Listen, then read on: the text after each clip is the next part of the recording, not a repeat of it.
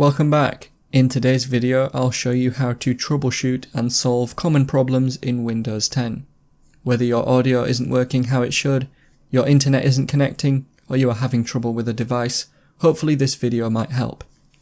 The troubleshoot settings will make Windows 10 look for and fix any problems depending on the issue you have. In some cases, Windows will find the problem but will not be able to fix it automatically. In that case, you should research the specific problem or reason it gives in order to fix it.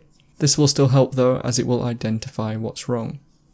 Remember to leave a like and feel free to subscribe if the video helps. Let's get into the method to troubleshoot within Windows 10. The first thing we need to do is go to the main settings page. You can get there by clicking on the cog icon within the start menu. In settings, choose update and security, and then find where it says troubleshoot from the options on the left and click on that. In here you will see the list of all the areas you can troubleshoot.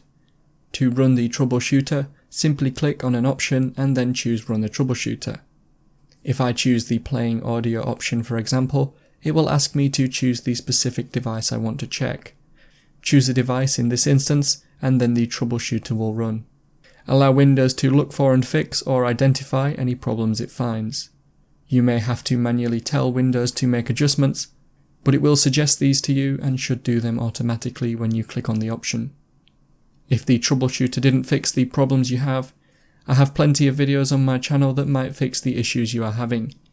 Go into the videos page of my channel and use the search to see if I have anything to help. And so that is how to troubleshoot and solve common problems in Windows 10. Click the card on screen now to watch a video of mine showing you 10 easy ways you can speed up your Windows 10 PC.